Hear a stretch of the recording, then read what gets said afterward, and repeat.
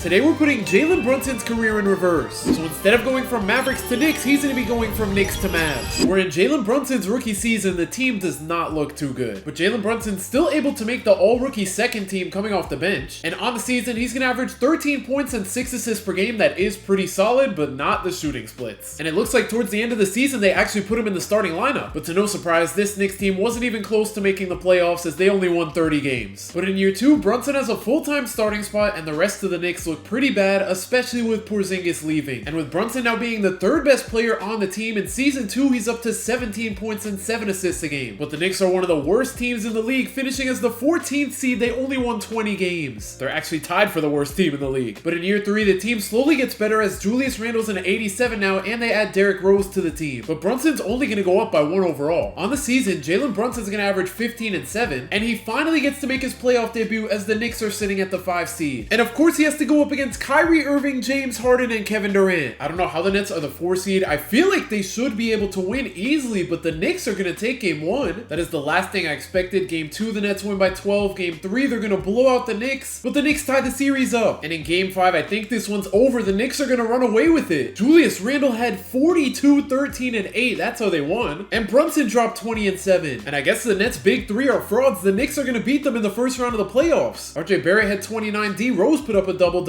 Same with Randle. And then Brunson had another great game. That's only if we avoid the field goal percentage. Let's not look at that. But in round 2, things are only going to get harder as they have to face Giannis. And Jalen Brunson might get locked up by Drew Holiday here. The Bucks are able to take game 1. Knicks steal game 2 though. Game 3, the Bucks win by just 2 and the Knicks tie it up again. And in game 5 with 2 minutes to go, we're all tied up as Giannis is going to drive on Julius Randle and he gets a turnover. Kevin Knox on the break isn't going to find Brunson. Instead he goes up with the layup and he scores on Jeff Teague. And just like that, they're going to sub Jeff Teague out. Bucks are going to go down low to Giannis. He's going to take the running hook. I don't know what kind of shot that was. But with Brook Lopez getting the offensive rebound, they have another chance here. Chris Middleton has just wasted the whole shot clock to pull that shot and he's going to score. That was nuts. I don't know why Derrick Rose is setting Jalen Brunson a screen. They're going to go down low to Randle. He takes the fade over Giannis and he can't get it to fall. So now we have Drew using the screen. He's going to pull the 3. That is a rough shot. I don't know why he forced that. And now with a minute to go, Derrick Rose is setting Brunson another screen. They're going to go to Randle again. Please just don't take a post fade. I don't know why he's going into the post on one of the best defenders in the league at the time. He's going to go up with the post fade and he misses again. On the break, Drew Holiday finds DiVincenzo in the corner trying to make it to the paint. He's struggling. He's going to find Middleton. Back to Drew. He's left open by Brunson and he knocks down the 3. So now the Knicks need to score here with just 30 seconds to go. Brunson makes his way into the paint. He's not going to go up with the shot. I don't know what he's cooking and now he forces the shot on Drew. And on top of that, Drew knocked down both free throws, so the Knicks are running out of time here with just 20 seconds to go. Brunson's going to find D Rose left open for 3 and it's good. So that's going to send Drew back to the line. If he could miss one, that would be huge. He's going to miss the first. 93% of people who watch me aren't subscribed, so make sure to subscribe to help me hit my goal of 35,000 subscribers. And to put the Bucks up by 3 points, his second free throw is also going to miss. Knicks have no timeouts. 11 seconds to go. Brunson's going to pass half court. It doesn't look like he's going to pass. D Rose is the one setting the screen. That's kind of crazy. But they're going to find D Rose open for 3.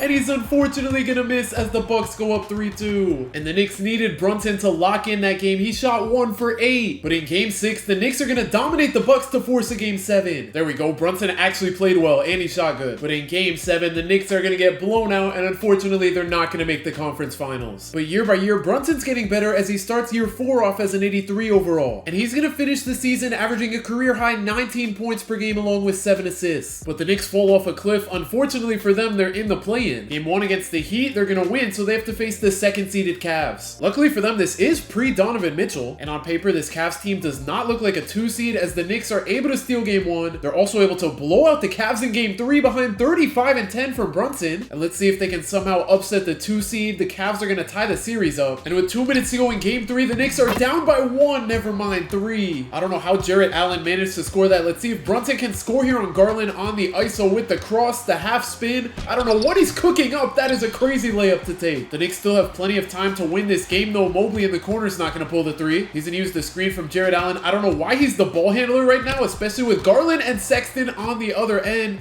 They're going to throw a turnover though. Brunson on the break. He's going to find 48 the layup, and we're back to a 1-point game. 1.5 minutes to go. Garland's going to get left wide open, and his three is in and out. That is a big miss. Randle's going to slow down the break for some reason, but he finds Brunson open in the corner, and he puts the Knicks up 2. What a shot, but now Jared Allen gets left open, and the game's tied. That caught me so off guard, and now with a minute to go, Brunson's going to drive on Garland. He goes up with a terrible shot, though. So let's see if the Knicks can play defense here. RJ Barrett has to guard Lauri Markkanen, and Colin Sexton's left open, but he's going to miss. Knicks aren't going to take advantage of the break, but they are going to find Brunson on the drive. What is he doing? Why is he pulling these shots? And with a 1 second difference between the game and shot clock, the Cavs could potentially get the last shot here. Lauri Markkanen, 6 seconds to go on the shot clock. He's just sizing up RJ Barrett. He's going to kick it out to Garland. The contested three over 48 is off, and we have overtime. And with a minute and a half to go in OT, Lauri Markkanen's going to drive on RJ Barrett. Knicks send the double. Sexton's left open, and he gives the Cavs a 4-point lead. That is a huge shot with just 1 minute to go. Brunson trying to make something happen, kicks it out to Randle. That's not a great shot. I feel like they could have gotten something better there. Sexton's going to use the screen, and he knocks down the mid-range. So the Knicks are in trouble here, but this one's not over yet. Brunson had a wide open lane. I don't know why he stopped. He's going to kick it to Randle. The top of the key three. He's going to miss. The Knicks are getting desperate. They're going to send the trap defense. Lauri Markkanen had Mobley open in the corner. Now they have Sexton to Allen to Darius Garland. He's not going to shoot it. They're just wasting so much clock here. They're going to find Jarrett Allen on the cut, and that's going to be the dagger. But in Game 6, this one should be over at halftime unless the Knicks blow it. They're going to blow out the Cavs and force a Game 7. All thanks to a 34-point near triple-double from Randle. And in Game 7, the Knicks are going to blow out the Cavs to move on to the second round. Brunson had 32 and 10. RJ Barrett had a great game, and so did Randle. And in round 2, they have to play the Pacers. And this is Halliburton's first season there, so they definitely do look beatable. They're going to put up 150 points in Game 1. Knicks are able to take Game 3 and tie the series. And so far, no home team has lost yet as the Pacers take Game 5. And that trend is going to stay the same as the Knicks force a Game 7 by blowing out the Pacers. And in Game 7, the Pacers are coming back late game with under 20 seconds to go. Hallie's going to kick it to LeVert, to O'Shea Brissett, to Buddy Hield in the corner, and he knocks down the three for the lead. 10 seconds to go for the Knicks to pull something off here. Jalen Brunson's going to chew out the clock. 5 seconds left, driving on Hallie. He's going to go up with the floater, and he scores. But the Pacers still have 2 seconds left to win Game 7. Hallie's going to pull the deep three, and he misses. The Knicks are moving on. So they're going to go from the play-in all the way to the conference finals where they have to play the 1-seed Bucks. And this Bucks team is not going to be easy to beat, especially with 3 of their players being better than our best player. And with the Knicks Cinderella run on the line, they're actually going to win Game 3 and tie the series up. And in Game 5, they're up going into the 4th quarter, but we have a tie game with 2 minutes left. Derrick Rose has Bobby Portis on him. He should be able to cook him here. He's actually getting clamped up, though. This is not what I like to see. He's still trying to make a move. He kicks it to Brunson in the corner, and Drew Holiday gets the contest.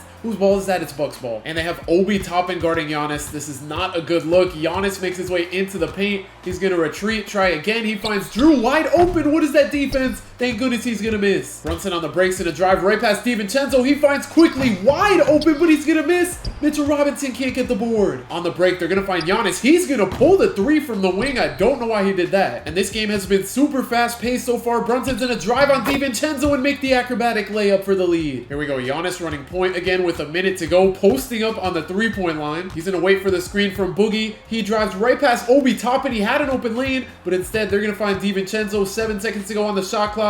He can't get a good look. He's going to go to Middleton. The contested layup for the tie is good. Knicks go back to Brunson on the ISO, trying to get past DiVincenzo with the hop step layup, and he scores. I don't like the fact that Giannis is at point guard. He should just put his head down and drive every play. This time he's not going to go up on the first try, but he does on the second time. Here we go, Brunson. Game is in your hands right here. Game 5. It's a big one. He's going to drive. He gets stopped. He kicks it out to Obi. I don't know why Obi's handling the ball. He's going to go back to Brunson. 8 seconds to go on the shot clock. Brunson, the size up, the cross. He makes his way into the paint. He fakes. He goes up, and he's going to miss. Now the Bucks have 8 seconds to go. No timeouts. DiVincenzo finds Drew, the spin to Giannis. 2 seconds to go and his layup's good. 1.7 seconds left for the Knicks to win Game 5. They're going to go with the Jalen Brunson deep shot, and the Bucks are going to win. Jalen Brunson carried the team. Him and Randle both had great games, but they didn't really have any other people show up. And unfortunately in Game 6, their Cinderella run's going to end as they get eliminated by the Bucks. But that would be Jalen Brunson's last game as a Knick, as he's now teaming up with Kyrie Irving and Luka Doncic. And I have no idea why, why, but for some reason they have him starting at point guard over Luka. But so all three of them can start together, I'm just gonna move Luka to a small forward. That is much better. And together they're able to lead the Mavericks to the 3 seed. And they had 4 people average 20 points per game or more, including Brunson, who has a career high in points per game. But now in the first round, they have to go up against the MVP Nikola Jokic. So this shouldn't be easy for them, even though they're the higher seed. They're gonna get blown out in game 1. They blow out the Nuggets in game 2 though. Game 3, they're gonna win by 4, and they're not able to go up 3-1. And in game 5, the Mavericks are down 2 as the Nuggets find Jokic. He goes up with the layup and Dwight Powell gets the stop. Brunson with 2 minutes to go is gonna spin right past Jamal Murray. He's gonna fake the layup. He kicks it out to Luka, who's left open, and his 3's good for the lead. Nuggets go back to Jokic. He's gonna absolutely cook Dwight Powell, who recovers, but then he fouls. So now Jokic can put the Nuggets up by 2, and that's exactly what he does. Luka has MPJ guarding him since he's at the small forward now. He's gonna drive right on him, and Jokic gets the contest. 1.5 minutes to go. KCP leading the break's gonna take the layup, and he puts the Nuggets up 4. That's not ideal. Let's see if either Luka, Kyrie, or Brunson can do something here. Luka gets a wide open mid-range, and he knocks it down. But now if the Nuggets could get a stop, that would be huge for them. The only problem is Dwight Powell is not that great. But with under a minute to go, the Mavericks still have hope here. They're gonna go to Luka in the post. Nuggets don't end up sending the double team, and Luka's still gonna miss the hook. I don't know why he's out here taking hooks. The Mavericks are gonna force the turnover with the trap defense.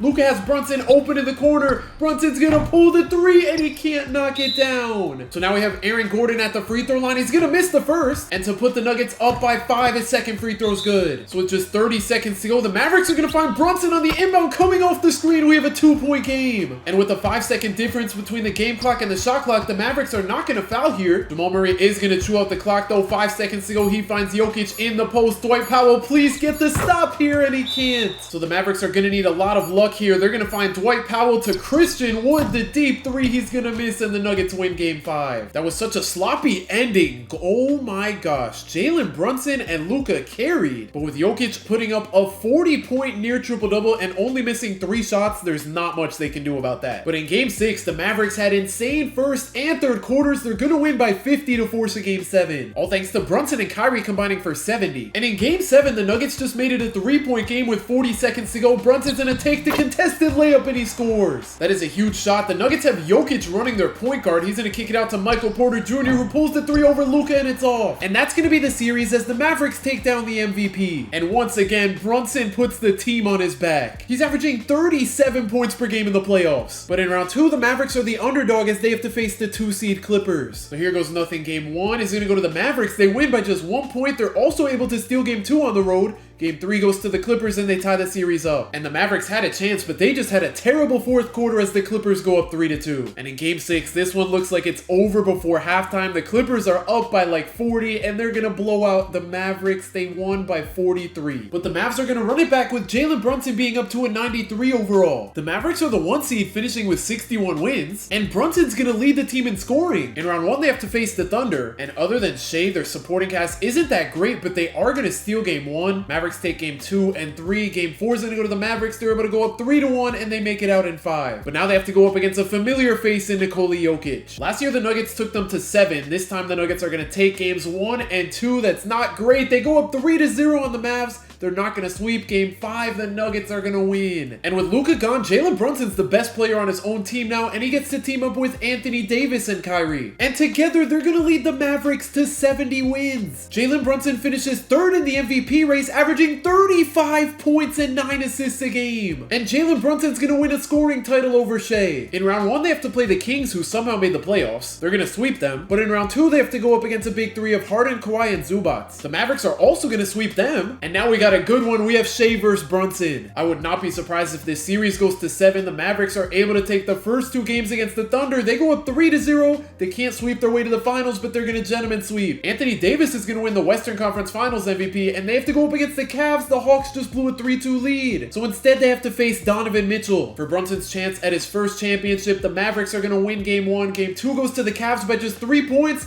They win game 3 by 2, and the Mavericks tie it up. But in game 5, this one's not looking good for the Mavericks. They are going to get absolutely blown out as the Cavs go up 3-2. Brunson and AD played good. Kyrie did not shoot the best. And unfortunately, the Mavericks don't put up a fight in game 6 either as Jalen Brunson loses in the finals. I don't know what's with the Cavs beating 7 70+ win teams in the finals. And the Mavs are kind of going to run it back, but instead of Anthony Davis, they have Cooper Flagg. The Mavericks are going to win Executive of the Year, even though they're the 4 seed. And Jalen Brunson's on the All-NBA second team, averaging 33 and 7. But this time around, he's just barely going to miss out on the scoring title to Shea. Round 1, they have to face the Warriors with a healthy Jimmy Butler. After 4 games, we're all tied up at 2. And in Game 5, the Mavericks had a great third quarter to win the game. Brunson put up 37 and 8. And in Game 6, it looks like this one's also over entering the 4th as they win by 30 and Brunson puts up 32 and 11. But in the second round, the Mavericks have to go up against the 1-seeded Timberwolves. And just like last series, we're all tied up at 2. In Game 5, the Mavericks had an amazing first quarter. They're up 7 with a minute and a half to go. If it is a 1-possession game, we're going to hop in, but the Mavericks win by 5. And that's behind another 30 piece from Brunson. He's going insane. But this series isn't over yet because in Game 6, the Mavericks are down by 3 with 2 minutes to go. Mike Conley setting a screen for Randle is kind of crazy. Randle trying to make something happen, drives right past PJ Washington. What kind of defense was that? So down 5, Brunson's going to need to carry this team. He's going to size up Mike Conley, the spin move. He's struggling. He's going to kick it to PJ Washington to Kyrie with the step back 3 over Ayu, and it's in and out. Mike Conley's going to find Anthony Edwards being guarded by Cooper Flagg. Let's see if Coop can clamp him up.